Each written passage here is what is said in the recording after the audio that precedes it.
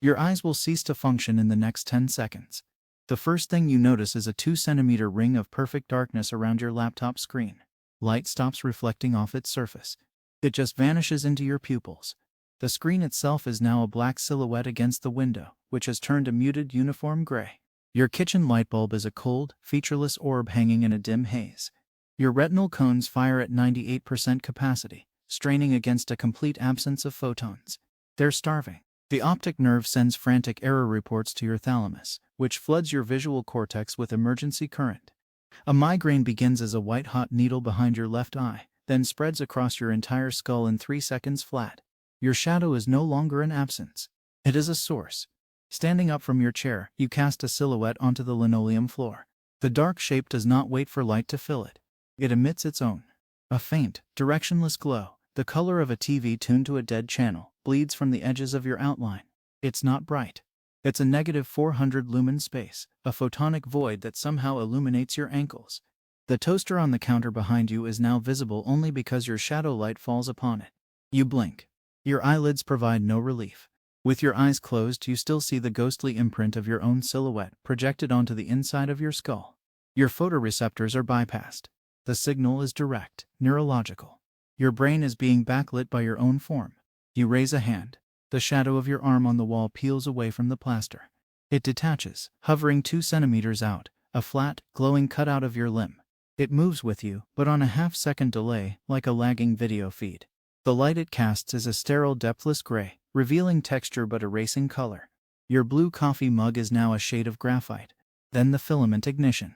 Every shadow in your house, cast by chair legs, window frames, a houseplant, begins to glow with that same internal, negative luminescence. But they are not equal. The deeper, sharper the original shadow, the brighter it now burns. The narrow slit of shadow under your closed bedroom door becomes a searing line of white-hot radiance. The intricate shadow of a spider plant on the blinds becomes an intricate lattice of blinding filaments. Your own shadow on the floor intensifies. The gray glow sharpens to a piercing silver white. It's not heat. It's pure, coherent photonic pressure. The linoleum tiles beneath your shadow feet begin to smoke. A smell of burnt plastic and ozone fills the kitchen. Your shadow light is cooking the floor. You try to step away from it. You can't. Your physical foot is fused to the glowing silhouette on the ground. Not by stickiness, but by a perfect photonic lock. Your body and its shadow are now a single entangled system. Where you move, it moves. Where it shines, you are anchored. You are a puppet to your own dark twin. The world halftone. Outside your window, the global shift completes. The sun is still there, a pale, powerless disk in a washed-out sky. Its light falls, but creates no illumination. It only defines the edges of things. The entire planet is now illuminated solely by the accumulated glow of every shadow cast upon it. A tree outside casts a complex, glowing shadow network on the grass. That network is now the only thing making the grass visible. The grass itself, in full sun, is a featureless, light-sucking matte black. You see a world of brilliant, glowing outlines, the shadows of leaves, fence posts, roof peaks, superimposed over a canvas of absolute darkness. It's a photographic negative of reality. Depth perception fails. Distance becomes impossible to judge. A car is a collection of pitch-black surfaces, outlined by the silver-white glow of its own shadow under the wheels. Your body begins its specific failure. The photonic pressure from your own shadow isn't just external. It's internal. The microscopic shadows within you, the spaces between your cells, the hollows of your alveoli, the chambers of your heart, begin to emit their own faint destructive light. First, your vision bleaches completely.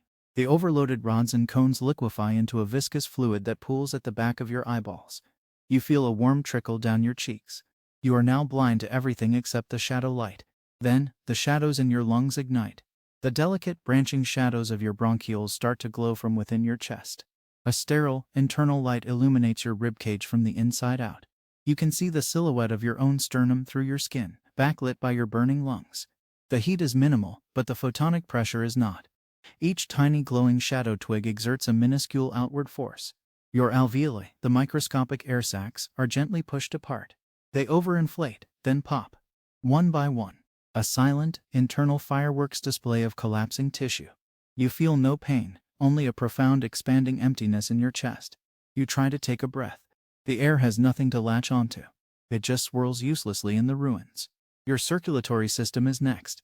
The shadows in the hollow centers of your veins and arteries begin to glow, turning your blood vessels into a faintly luminescent roadmap under your skin. The light pushes against the blood plasma. It doesn't clot. It just stalls. Your heart pumps against a wall of photonic resistance. The shadow in your left ventricle shines brightly for one last beat, then dims as the muscle seizes. On a domestic scale, your half-eaten sandwich on the counter is now a lump of black matter, crisply outlined by the glowing shadow of its crust on the plate.